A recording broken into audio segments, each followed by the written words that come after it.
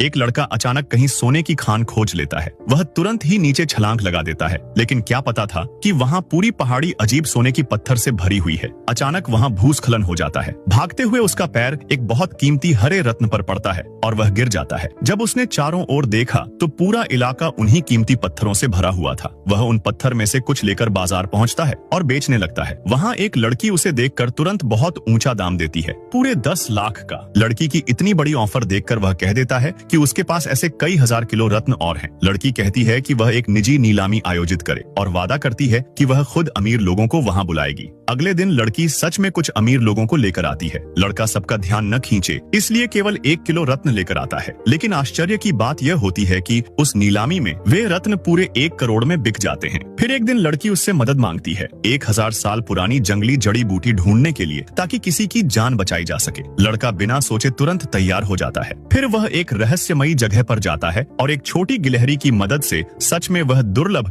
जड़ी बूटी ढूंढ निकालता है। वह उसे लेकर लड़की के घर पहुंचता है। डॉक्टर तुरंत उस जड़ी बूटी को काटकर उसका एक टुकड़ा एक बीमार आदमी के मुंह में डाल देता है और अगले ही पल वह आदमी चमत्कारिक रूप से ठीक हो जाता है। अगले दिन जब लड़का फिर से खजाने की तलाश में था, अचानक कोई उस पर हमला कर देता है। वह तुरंत चाकू चलाता है और जब जाकर देखता है तो पाता है कि वहाँ 2 चमकते हुए मोती पड़े हैं जो रात में भी रोशनी करते हैं। जैसे ही वह उन मोतियों को हाथ में लेता है, उसे महसूस होता है कि वह उड़ सकता है। कसकर पकड़े तो उड़ता है, छोड़ते ही जमीन पर उतर आता है। वह सोचता है कि यह चीज नीलामी में कितनी कीमत पा सकती है, लेकिन नीलामी के रास्ते में उसे दिखता है कि एक लड़की इमारत से कूदने वाला है। वह झट से उड़कर वहां पहुंच जाता है और उसे बचा लेता है, लेकिन उसे पता नहीं था कि उसकी यह भलाई उसे एक बड़ी मुसीबत में डाल देगी। अब वह आसमान में उड़ सकता है, धरती के नीचे छुप सकता है, और यही वजह है कि कुछ लोग उसे ढूंढकर उसकी हर बात की सच्चाई जानना चाहते हैं।